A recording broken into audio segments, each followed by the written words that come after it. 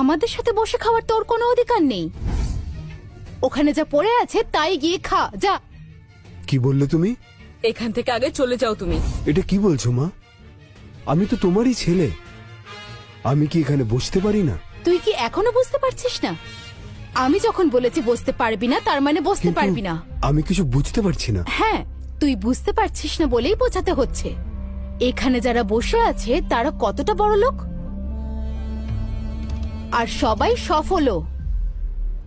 মেঘনা একজন শিক্ষক, আর আমি মাল্টিন্যাশনাল কোম্পানিতে কাজ করি। আর আমার হাজবেন্ড কি কাজ করে তুই কি জানিস? এখানে যারা আছে সবাই যথেষ্ট শিক্ষিত, কিন্তু তুমি তো স্কুলের গন্ডিটাও পার করতে পারোনি। তাহলে তুমি এখানে কেন বসতে এসেছো? ঠিক আছে রে, আমি এখানে বসবো না, কিন্তু আমার ছেলেরা আসছে তাদের দাদু দিদাকে দেখতে। তারা কিন্তু এখানেই বসে খাবে। খালি জায়গা নিশ্চয়ই আছে, কিন্তু তোর বাচ্চারা এখানে বসতে পারবে না। আমরা আর তুই কিন্তু ইকুয়াল নই। হ্যাঁ, আমার ছেলেও আসছে একটু পরে। এই জায়গাটা আমি তার জন্যই রেখেছিলাম। আমিও এটা দেখব তোমাদের ছেলে মেয়েদের যোগ্যতা কতটা। তোর বাচ্চাদের সাথে আমাদের তুলনা করবি না। সে একজন ভালো ডাক্তার হতে চলেছে, আর তাও অল্প বয়সে।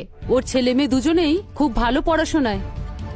ছেলে পড়াশোনা শেষ করে এখন কোম্পানির সিইও হতে চলেছে। তোমরা কত সুন্দর বাচ্চাদের লালন পালন করেছো। আর ওর মেয়ে আছে না, ও একটা বড় কোম্পানির উচ্চ পদে চাকরি করছে। আর তোর বাচ্চাদের সাথে তুলনা করলে তো এখানে যারা আছে সবাই শীর্ষে আছে। তাহলে কিভাবে তুমি আমাদের থেকে বড় হলে, আর তাও এই উপহারটা দিয়ে? তাহলে যদি সবার চেয়ে দামি উপহার দেওয়া যায় তাহলে তারা এখানে বসতে পারে তো?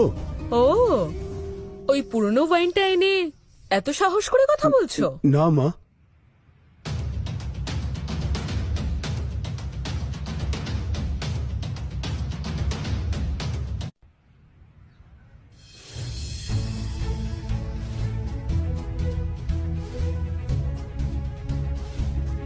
Happy birthday sir.